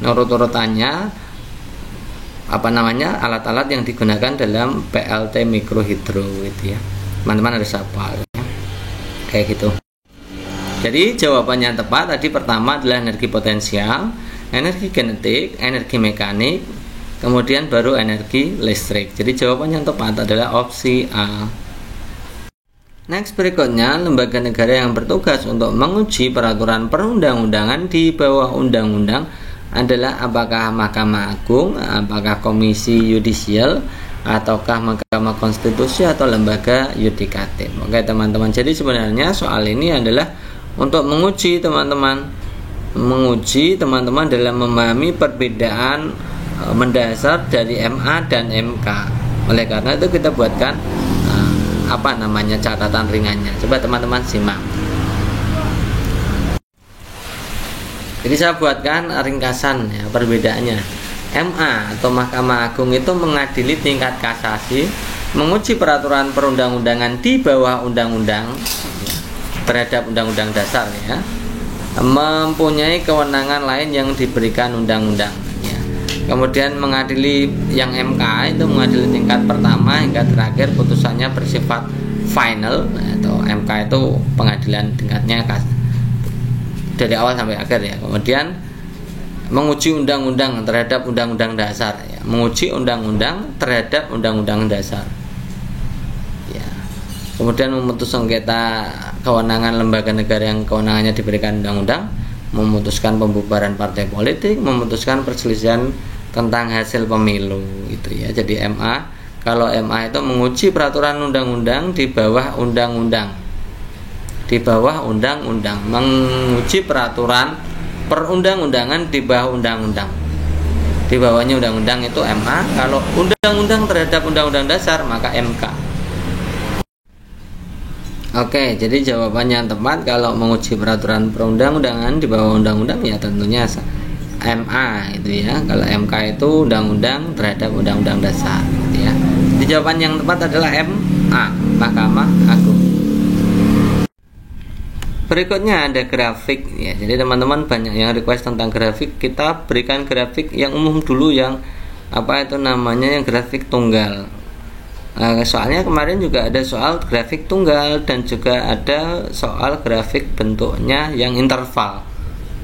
Grafik tunggal dan grafik interval. Hari ini kita akan bahas tentang grafik tunggal dulu. Seperti ini contoh soalnya. Ada 5 bulan, di situ Juni, Juli, Agustus, September, Oktober gitu ya. Diagram di atas menunjukkan hasil penjualan motor selama 5 bulan terakhir. Rata-rata hasil penjualan motor tersebut adalah titik-titik. Jadi diminta untuk menentukan rata-rata. Rata-rata kan teman-teman juga sudah tahu ya. Rata-rata itu tinggal dijumlah, kemudian dibagi banyak data. Banyak datanya ada berapa? Juni, Juli, Agustus, September, Oktober. Jadi hanya ada 5 saja. Kita jumlah dulu ya. Jadi pertama Juni itu 25. Kita tulis saja 25 di situ, Juli 30. Ya kan gambarnya di situ, Agustus 35. Kemudian September itu 20 dan yang terakhir Oktober itu 40 gitu ya. Kalau di total kemudian dibagi 5. 5 itu ya Juni, Juli, Agustus, September, Oktober itu ada 5. Kalau di total ternyata berapa hasilnya? 150 teman-teman. Jadi 150 dibagi 5 hasilnya ada 30. Jadi rata-ratanya ya 30 unit. Jawaban yang tepat adalah opsi A gitu ya.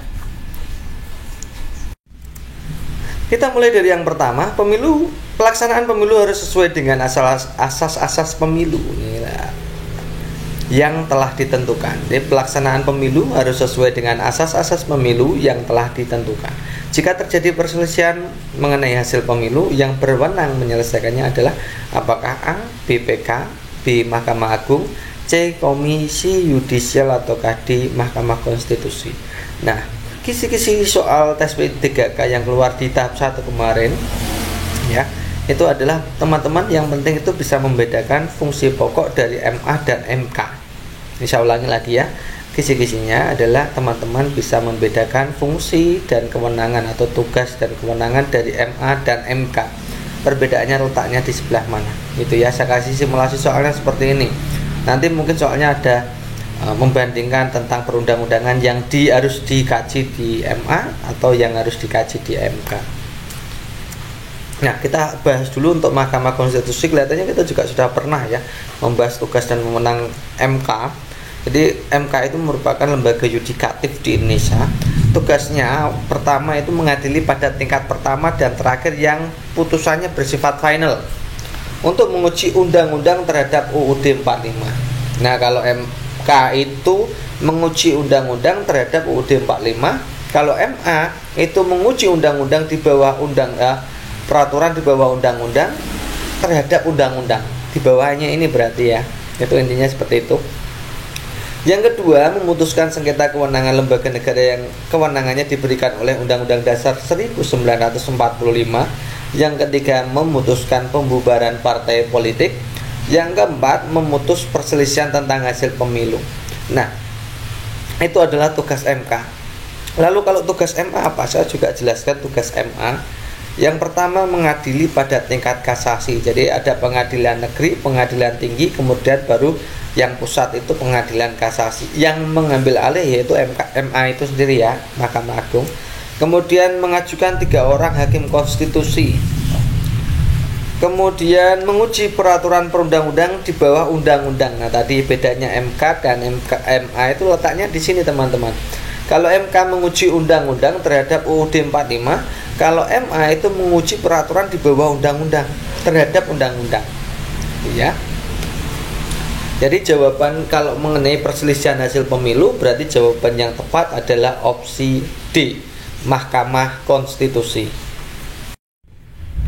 Next berikutnya, mobil dengan massa 750 kg bisa melaju dengan kecepatan 20 meter per sekon jika mengangkut muatan barang 450 kg. Kecepatan yang bisa ditempuh mobil jika muatan mobil sudah diturunkan adalah titik-titik. Di situ lihat opsi pilihan gandanya ya, 32,0, 31,5, 42,0, 35,0 atau 37,5. Oke. Di situ kita lihat dulu ya, massa awalnya itu berarti massa mobil dengan massa barang gitu ya. Massa mobil dengan massa barang berarti 750 dan 450. Ini massa awalnya itu 1200. Kemudian di situ percepatan awalnya adalah 20 meter per sekon kuadrat, oke. Kemudian di tengah perjalanan itu muatan barang sudah diturunkan, berarti 450-nya hilang ya. Tinggal M1-nya, M-nya tinggal mobilnya saja. Berarti masa setelah barangnya diturunkan atau M2 itu 750. Ya kan? Yang ditanyakan adalah A2. Soal ini terkait dengan hubungan antara massa dengan percepatan. Ini hubungan massa dan percepatan itu ciri khas dari hukum 2 Newton. Di mana hukum 2 Newton itu mengatakan bahwa percepatan itu hasil bagi antara gaya dengan massa. Di situ teman-teman bisa melihat bahwa A dan M itu berbanding terbalik karena A itu di atas, M di bawah, gitu ya. A dan M itu berbanding terbalik, maka artinya apa? Semakin besar massa maka percepatannya semakin kecil. Demikian pula kalau semakin kecil massa maka semakin besar percepatannya. Nah, karena di situ pada soal itu massanya diperkecil kan dari 1200 menjadi 750, maka logikanya nanti percepatannya harus lebih besar. Ya. Oke. Karena perbandingan terbalik berarti kita buat perbandingan terbalik antara massa dengan percepatan. Jadi A1 dibagi A2 sama dengan M2 bagi M1. Karena di situ terbalik maka 1221 gitu intinya gitu ya teman-teman. Ya kita masukkan angkanya. A1-nya 20, A2-nya yang mau kita cari 750, yang M2 M1 1200. Kita bisa bagi 750 dengan 1200 dengan 50. Nah, supaya nanti mudah perhitungannya. Kalau kita bagi 50 yang atas ketemunya adalah 15. Yang bawah kalau kita bagi 50 ketemunya 24. Jadi A2 itu silangannya dengan 15 kan. Berarti 15 ditaruh di bawah. Jadi 20 kali 24 kita bagikan dengan 15. Nah, 20 dengan 15 kita bisa bagi 5, yang atas ketemu 4, yang bawah ketemu 3. Jadi 4 kali 24 itu 96 kan, dibagi 3 ketemunya 32. Oh, jadi percepatan setelah barang diturunkan adalah 32 meter per sekon kuadrat. Jadi jawaban yang tepat adalah opsi A. Berikutnya lagu daerah yang isinya pesan kepada kita agar dapat saling berbagi dengan orang lain supaya bisa merasakan kebahagiaan bersama-sama. Kita lihat opsi pilihan gandanya adalah Tokecang, Bungung Jumbo, Soleram dan Badindin gitu ya. Mana yang menceritakan tentang indahnya berbagi, intinya seperti itu ya, supaya kita bisa merasakan kebahagiaan. Oke, kita akan bahas satu persatu. Jadi masing-masing lagu ini di opsi pilihan gandanya ini kita akan kupas maknanya. Kalau Bungung Jumbo itu lagunya dari Aceh, menceritakan tentang bunga cempaka yang masyhur di provinsi Aceh. Bunga tersebut terkenal sangat indah, sangat menawan saat sedang mekar gitu ya. Liriknya tidak usah kita masukkan gitu ya. Oke, kemudian kalau Bungung Jumbo sudah, kalau yang berikutnya Soleram itu dari Riau. Itu ceritanya tentang cinta dan persahabatan. Di dalamnya juga mengandung pesan orang tua kepada sang anak untuk menjaga tali silaturahmi dengan siapapun, ya. Itu Soleram. Jadi bukan tentang kebahagiaan kalau kita berbagi, bukan ya. Bungung Jumbo juga bukan. Kalau Tokecang kita lihat dari Jawa Barat, ini lagunya ceritanya tentang orang yang serakah, itu ya.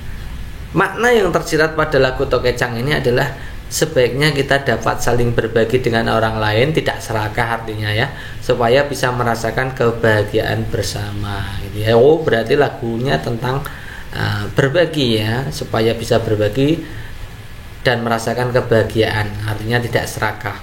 Kemudian kalau Badindin ini lagu daerah, menjadi lagu pengiring tarian indang dari Sumatera Barat. Lirik lagu Badindin mengandung pesan kepada generasi muda agar terus-menerus menjaga kebudayaan suku Minang. Badindin itu menjaga budaya itu ya. Jadi dari opsi A sampai D itu jawaban yang tentang berbagi ya, supaya bisa merasakan kebahagiaan bersama-sama, yaitu opsi A. Berikutnya ada gambar di situ sebagai stimulus, yaitu blender. Kemudian ada 5 langkah. Pasangkan steker blender pada stop kontak, tambahkan air secukupnya, kemudian tutup blender rapat-rapat, tekan tombol on atau tombol power, tunggu buah hancur, kemudian tuang ke dalam gelas yang telah disiapkan, buka tutup blender, masukkan potongan-potongan buah yang telah dicuci. Urutan petunjuk penggunaan alat di bawah ini yang tepat adalah, kita lihat opsi pilihan gandanya ya.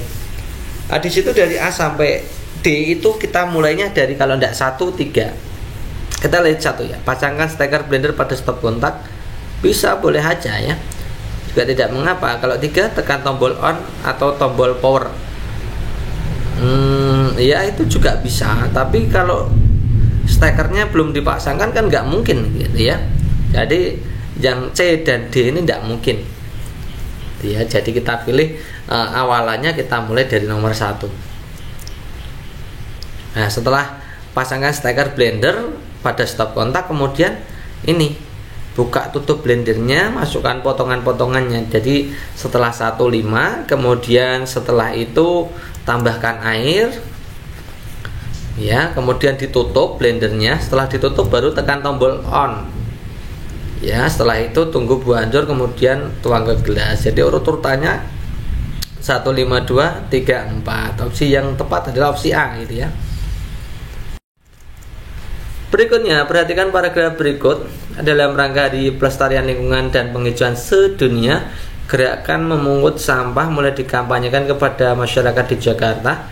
Memungut sampah sekilas ternyata diperlukan sebuah gerakan moral agar perbuatan itu sebagai sebuah kebiasaan. Banyak cara untuk memperkenalkan pelestarian lingkungan sejak dini, di antaranya membiasakan diri membuang sampah pada tempatnya dan memungut sampah semampunya. Kalimat utama dalam paragraf tersebut adalah, kita lihat ya, kalau menentukan kalimat utama itu cara paling mudahnya adalah kalau enggak kalimat awal ya kalimat akhir, gitu aja gitu ya. Kita lihat kalimat awalnya, dalam rangka Hari Pelestarian Lingkungan dan Penghijauan Dunia, gerakan memungut sampah mulai dikampanyekan kepada masyarakat Jakarta. Kemudian kalimat akhirnya, banyak cara memperkenalkan pelestarian lingkungan sejak dini ya. Di antaranya membiasakan diri membuang sampah. Membuang sampah itu juga termasuk dikampanyekan. Jadi opsinya yang lebih utama dari kalimat awal dan kalimat akhir adalah kalimat awal. Nah, karena kalimat awal, maka jawaban yang tepat adalah opsi A. Berikutnya, perhatikan jadwal perjalanan kereta api berikut. Selanjutnya kerjakan nomor ini ya, kerjakannya. Diminta kita untuk memperhatikan jadwal perjalanan kereta. Di situ jadwal beberapa kendaraan berbagai jurusan, ada bus Sinarmas, kereta api Kaligung, bus kota, pesawat terbang Lion Air, dan bus pariwisata. Ada keberangkatan, ada tiba. Oke ya. Diminta untuk pernyataan yang sesuai dengan jadwal. Kita lihat opsi yang A. Kita langsung, kalau ada soal seperti ini langsung ke A. Kereta Kaligung. Nah, berarti yang kita amati ini langsungan ya. Kereta Kaligung berangkat dari Tegal, benar, berangkatnya dari Tegal. Kemudian jam 6, salah ya, berarti kalau berangkat dari Tegal jam 6.30 kan salah, harusnya jam 4.30, ini jelas salah.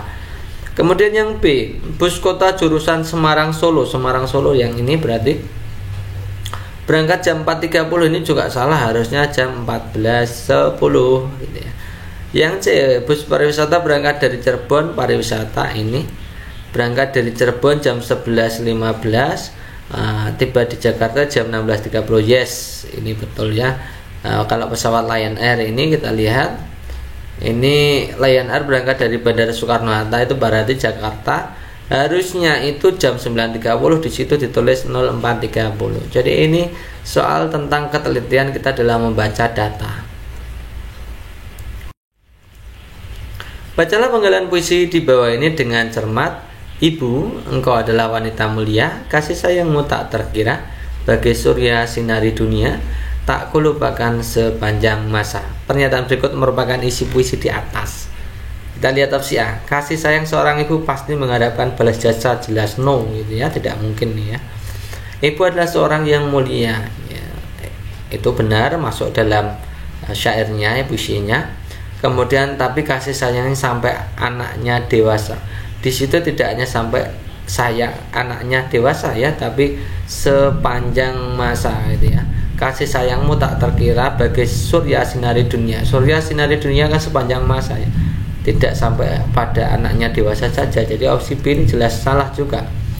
Yang C, kasih sayang seorang ibu sepanjang masa, betul juga, sehingga tidak akan pernah kulupakan. Yes, ini yang C ini paling bagus.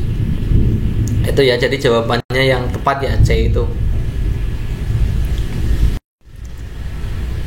Perhatikan petunjuk cara membuat jus jambu berikut. Siapkan blender, masukkan steker pada stop kontak. Ini tadi seperti tadi, tapi ini nanti caranya berbeda. Jadi teman-teman kalau mengerjakan soal seperti ini bisa langsung analisa opsi pilihan gandanya, kemudian baru diurutkan sesuai awalnya dan akhirnya juga dilihat, atau dengan cara mengamati urutannya yang tidak tepat yang mana gitu ya.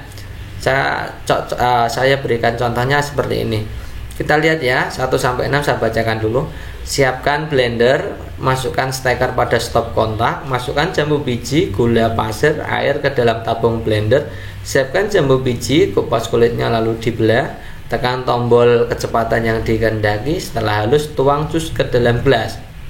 Oke, kita lihat opsi A. 4, 1, 2, 3, 6, 5. Padahal di situ kalau kita lihat ya, setelah halus tuang jus ke dalam gelas, itu nomor 6 nya. Tombol kecepatan yang dikehendaki itu 5. Masa 6 dan 5 duluan? 6 kan tidak mungkin. Yang ini loh teman-teman. Tekan tombol kecepatannya dulu, harusnya 5 dulu baru 6 ya. Jadi opsi A tidak mungkin ya. Kita lihat opsi B. Ini letak masalahnya di sini teman-teman. Coba teman-teman lihat 5 dan 3 nih ya. 5 dan 3 ini masalah juga ya. Kalau 3 masukkan jambu biji, gula pasir, air ke dalam tabung blender. Kalau yang nomor 5 tekan tombol kecepatan yang dikehendaki. Masa ditekan dulu baru dimasukkan, ini nantinya muncrat ke kita semua ini ya. Muncrat kepada yang muter gitu ya. Nah, itu jadi yang opsi B jelas salah juga. Kita lihat opsi C juga sama. Ini 5 3-nya di sini. Yang berarti jawaban yang tepat ya opsi D. Murni mengaduk teh panas menggunakan sendok logam. Lama-kelamaan tangan Murni yang memegang sendok tersebut merasakan panas.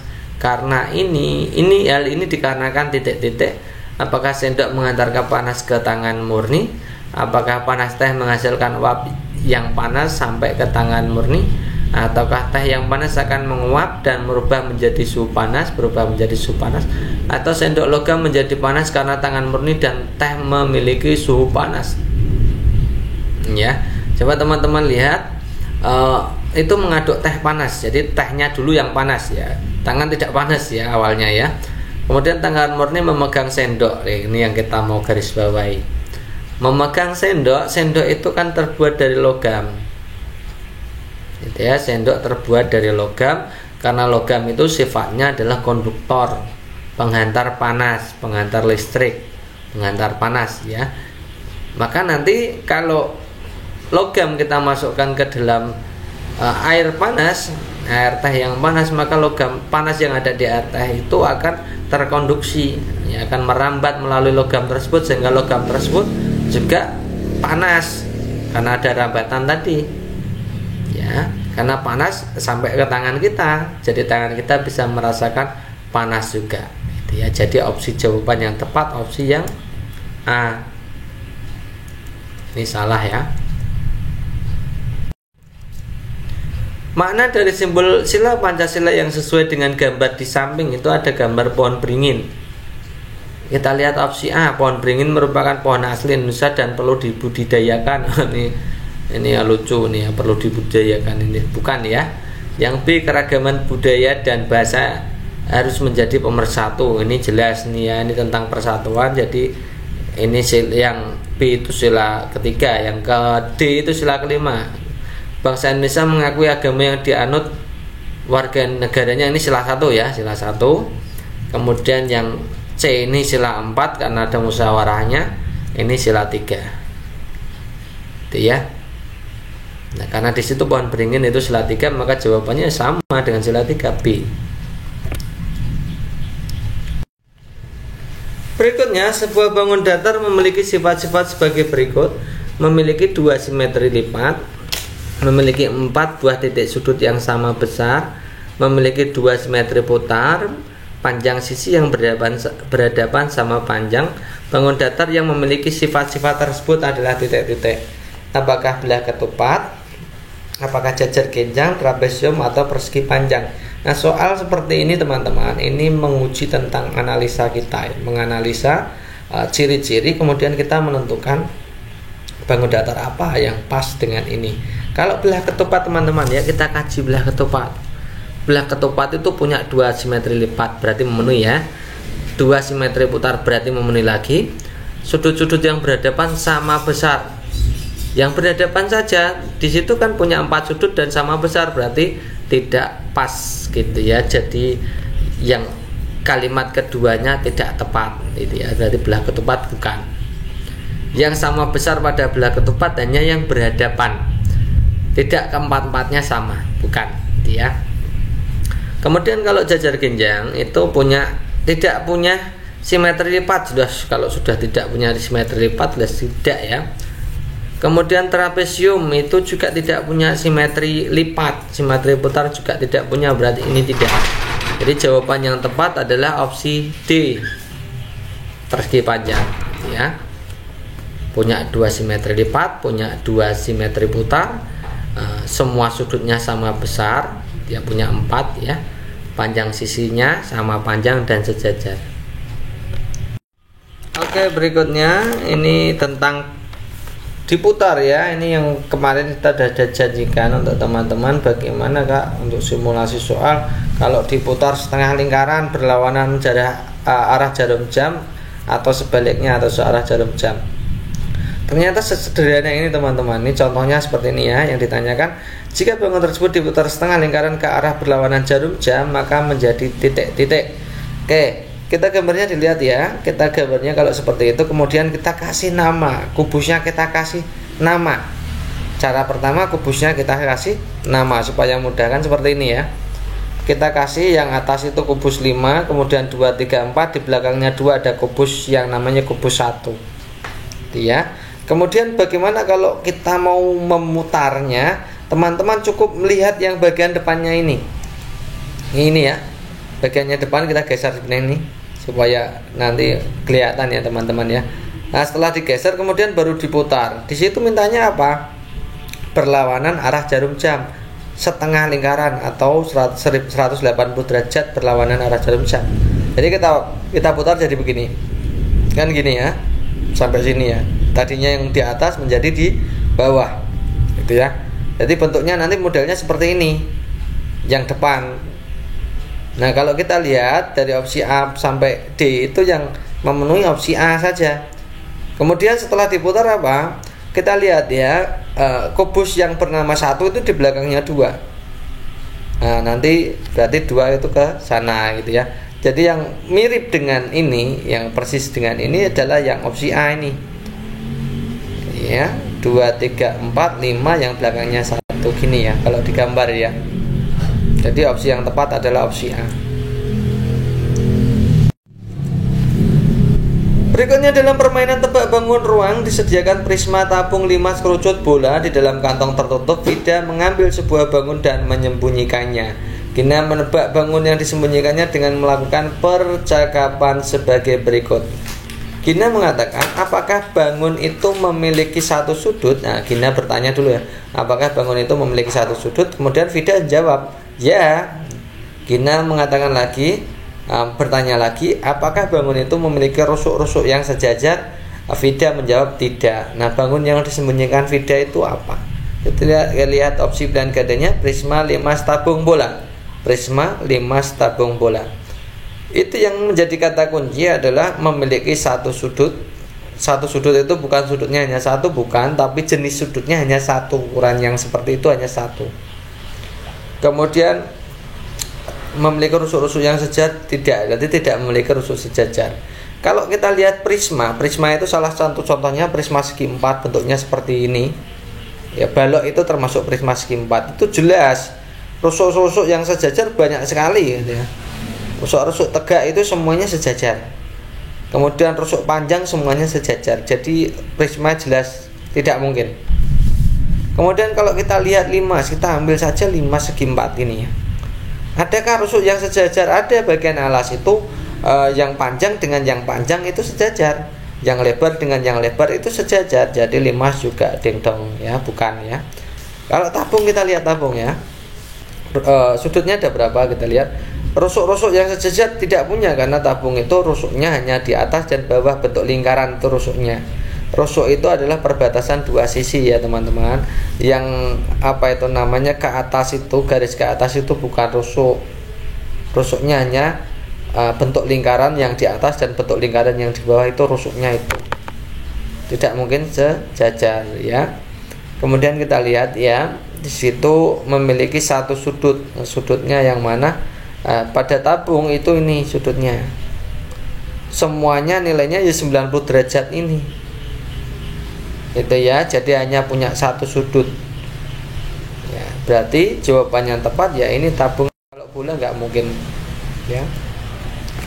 Berikutnya, perhatikan bangun ruang gabungan berikut. Nah, jika dilihat dari atas, maka bangun ruang tersebut akan berbentuk seperti di bawah ini. Ya, yang mana ini?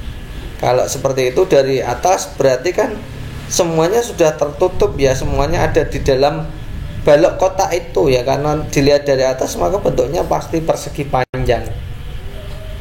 Ya, sama dengan kalau dilihat dari bawah, sama gitu ya. Perhatikan gambar berikut, pernyataan yang benar tentang tumpukan balok dan tumpukan tabung di atas. Jadi kita diminta untuk membandingkan tumpukan balok dan tumpukan tabung. Nah, ini teman-teman harus bisa imajinasi ya, mengimajinasikan kalau gambarnya seperti itu nanti kira-kira berapa baloknya, berapa tabungnya. Oke, kita hitung dulu ya, baloknya kira-kira berapa ya. Ini 1, 2, 3, belakangnya ini 4 ya. Kemudian yang di sini 5. Kemudian kalau kita lihat ini kan menghalangi dari sini saja 6, 7, depannya lagi 8 gitu ya. Kemudian itu lantai satunya sudah ketemu 8, lantai 2-nya ini 9 ya. Ini 10, 11, 12, 13 ya. Ada 13. Itu ya. Lantai bawahnya diingat ada 13, lantai atas yang ini yang balok jelas 13 ya, 1, 2, 3, 4, 5, 6, 7, 8, 9, kemudian 10, 11, 12, 13, betul ada 13. Yang tabung dengan cara serupa nanti teman-teman bisa menemukan kalau tabung itu jumlahnya 11. 1, 2, 1, 2 ya. Kalau teman-teman menghitung berarti ya 1, 2, 1, 3, 2, 1, 1. Jumlahnya 11. Nah, berarti jumlah balok lebih banyak daripada jumlah tabung. Opsi yang memenuhi yaitu opsi A. Berikutnya, perhatikan jaring-jaring kubus berikut. Jaring-jaring kubus dengan posisi alas dan tutup yang tepat. Ini teman-teman banyak yang request tentang jaring-jaring kemudian alas dan tutup. Ternyata simulasi soalnya seperti ini teman-teman. Yang paling mendekati dengan FR kemarin simulasinya seperti ini. Kalau posisi alas dan posisi tutup ditunjukkan gambar nomor berapa. Oke ya. Coba kalau alas dan tutup itu tidak mungkin menjadi tetanggaan ya. Alas dan tutup tidak menjadi tetanggaan, harus terpisah ya, harus berkebalikan. Nah, kalau kita lihat yang ini nanti kalau kita susun menjadi kubus, nanti kan jadi sampingnya, di sampingnya. Artinya tetanggaan, jadi ini tidak mungkin. Kemudian kita lihat yang ini juga tetanggaan. Ini juga tidak mungkin. Jadi yang mungkin ya 2 dan 4 itu ya teman-teman ya. 2 dan 4 itu terpisah semua. Ya tidak mungkin jadi tetangganya kan gitu ya.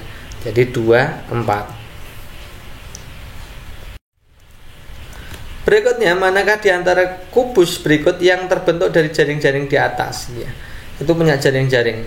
Ya, kita kalau ada soal seperti ini diminta untuk analisa lagi. Caranya bagaimana? Sama seperti tadi, kita lihat yang ini. Ini kan berarti alas tutup, artinya berkebalikan ya. Ya, berkebalikan, tidak mungkin menjadi tetangga. Itu ya intinya gitu ya. Kita lihat opsi A. Ini kan menjadi tetangga malahan. Ya, ini berarti salah. Ini juga menjadi tetangga. Ini juga salah. Tinggal C dan D. Kita lihat ya. Yang ini yang putih 2 ini dilihat ini. Putih kanan, putih kiri itu kan juga berkebalikan. Kalau satu jadi alas, satu jadi tutupnya, atau tidak boleh bertetangga.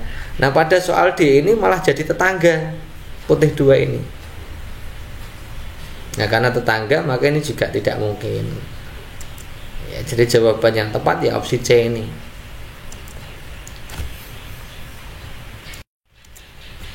Perhatikan gambar kubus berikut. Jadi kita akan banyak berlatih tentang bangun spasial yang kemarin kita memang belum bahas gitu ya.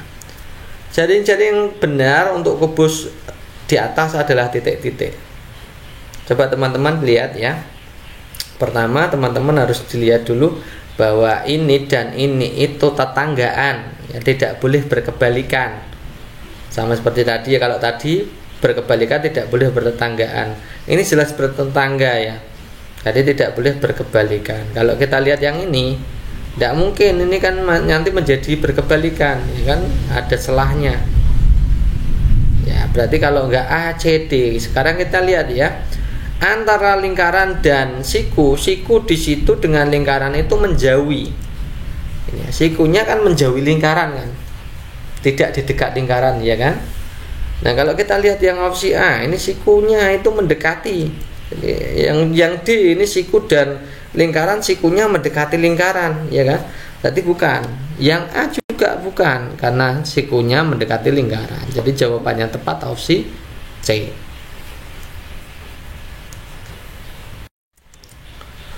Berikutnya perhatikan tabel organ berikut. Berdasarkan tabel di atas, proses pencernaan secara mekanik dan kimiawi terletak pada alat pencernaan nomor berapa. Kita langsung saja satu persatu. Ini kalau ini bikin pusing juga kalau tidak membacanya tidak tepat ya. Mulut itu mekanik, gigi mekanik juga, lidah itu terkaitannya dengan air liur ya, air liur mengeluarkan air liur, berarti ini kimia.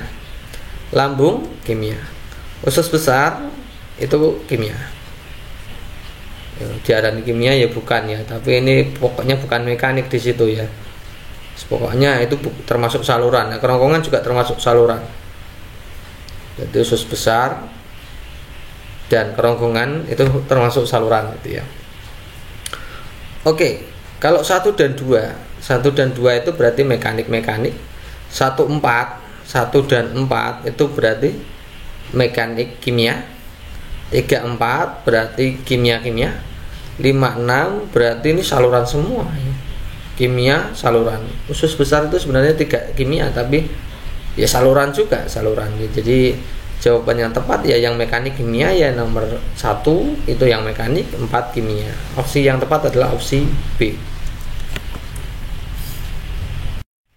Next berikutnya, perhatikan gambar berikut. Bagian alat pencernaan yang fungsinya sebagai tempat penyerapan air dan garam mineral ditunjukkan oleh nomor titik 3579. 3579. Kita lihat ya nomor 3. Kalau nomor 3 itu hati, fungsinya menetralkan racun. Kemudian kalau yang empedunya itu mengemulsi lemak. Kemudian nomor 5 itu pankreas, itu menghasilkan enzim pencernaan, yang membantu untuk pencernaan lemak juga, gitu ya. Kemudian berikutnya nomor 7 itu usus besar ya, fungsinya menyerap air dan garam mineral. Ini sama dengan yang ditanyakan. Kemudian nomor 9 anus, itu tempat keluarnya feses. Jadi jawaban yang tepat adalah opsi C. Ani mengalami gangguan pada organ pencernaan dengan gejala sebagai berikut: perut melilit, kotoran keras, susah buang air besar. Upaya yang harus dilakukan oleh Ani agar terhindar dari penyakit tersebut: apakah A, banyak minum air putih, menjaga kebersihan makanan, kemudian makan dengan teratur, atau rajin olahraga. Nah, kalau kita diminta soal seperti ini, berarti kita diminta untuk menganalisa kira-kira itu gangguan pencernaan apa. Kalau perut melilit, kotoran keras, susah buang air besar, itu jelas ini ya, sembelit ya. Susah BAB, feses kering keras, kemudian susah sakit saat buang air besar, perutnya melilit, itu sembelit. Nah, cara mengatasi sembelit itu adalah dengan meminum air putih yang banyak, kemudian makan makanan yang mengandung serat ya, supaya membantu melancarkan kerja sistem pencernaan. Kemudian sebisa mungkin kurangi makanan-makanan yang rendah serat ya, tadi ya, yang harus makan yang banyak serat. Jadi jawaban yang tepat ya banyak minum air putih, atau opsinya A gitu ya. Ari sedang dipotong rambutnya oleh ayah. Ayah Ari meminta Ari melihat bagian belakang rambutnya. Cara Ari untuk melihat bagian belakang rambutnya adalah titik-titik. Nah, ini teman-teman diminta untuk melakukan analisa juga ya, dari opsi pilihan gandanya, bagaimana supaya orang yang dipotong itu bisa melihat hasil potongan yang di belakang kepala kita ya. Ini kalau teman-teman yang rajin ke salon atau ke tukang potong ya, tukang potong rambut, pasti tahu gitu ya. Kita lihat opsi yang A, meletakkan satu cermin di depan wajah. Nanti ya tidak bisa melihat bagian belakang gitu ya. Kalau A tidak mungkin ya. Meletakkan satu cermin di belakang kepala. Nah, kalau satu cermin di belakang kepala, yang mau lihat siapa? Kan mata kita menghadap depan. Kalau kita taruh di belakang kepala, ya kita harus menoleh lagi, tidak bisa nanti ya. Yang C, meletakkan satu cermin di depan wajah, satu cermin di belakang kepala. Nah, nanti ada unsur pemantulan cahayanya di situ ya, cermin ya. Berarti opsi C ini pas gitu ya. Yang D, meletakkan satu cermin di depan wajah dan satu cermin di belakang kepala. Nah, kalau di belakang kepala, satu di depan, satu di belakang kepala, nanti kehalangan sama kepala kita. Harusnya satu cermin di atas kepalanya, di bagian belakang, supaya nanti ada sudutnya, supaya bisa terlihat. Jadi opsi yang tepat opsi C ya. Seorang pengendara sepeda motor dapat melihat pengendara lain yang berada di belakangnya melalui spion. Hal ini membuktikan bahwa cahaya bersifat apa? Apakah dapat dipantulkan, menembus benda bening, merambat lurus, atau dapat dibiaskan? Ini jelas jawabannya ya. Ini berarti cahaya dapat dipantulkan.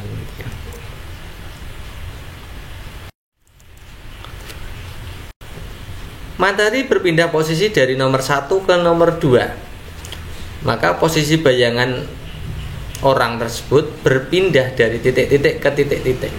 Mataharinya pindah dari posisi 1 ke posisi 2. Kalau kita lihat ya, dari posisi 1, maka bayangannya adalah ini. Kan gini ya, cahaya kan merambat lurus ya. Nanti berarti bayangannya di sini. Kalau posisi 2 pasti di sini. Nah, kalau geraknya dari 1 ke 2, maka berpindahnya dari R ke Q gitu ya. Jadi jawaban yang tepat adalah opsi C.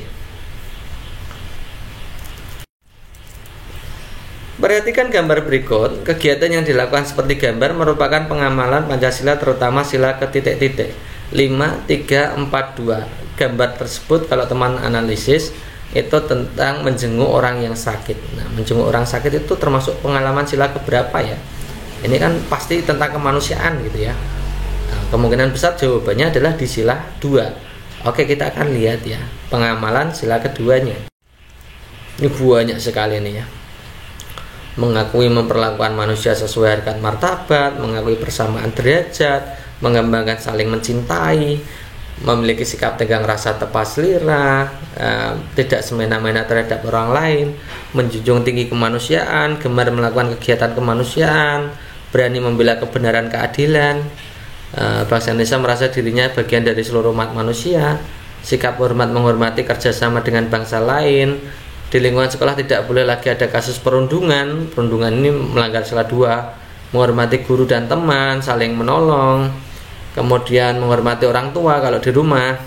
Tidak mudah menghakimi, tidak mudah hakim sendiri ya, main hakim sendiri ya maksudnya. Punya sikap empati, rasa kasih sayang, suka menolong terutama di masa pandemi. Mendahulukan kepentingan umum daripada kepentingan pribadi. Memberi keputusan yang adil, tidak pilih kasih dalam bergaul, memberikan kebebasan dalam memilih pendidikan, melaksanakan kewajiban untuk sekolah, mengumpulkan tugas dan lain-lain, memperhatikan teman dan saudara yang sedang sakit. Nah, ini yang bagian bawah sendiri ini pas tepat ya. Jadi benar, ini jawabannya adalah sila 2. Nilai-nilai dari Pancasila terutama sila ketiga yang dapat kita jumpai di lingkungan rumah. Jadi teman-teman harus bisa mengamalkan Pancasila di lingkungan rumah, lingkungan masyarakat, lingkungan sekolah dan bangsa dan negara. Gitu ya. Kita lihat opsi A. Beribadah dengan anggota keluarga di masjid terdekat. Ini beribadah itu berarti sila 1. Ini ya, enggak usah ditanya lagi, ini salah 1.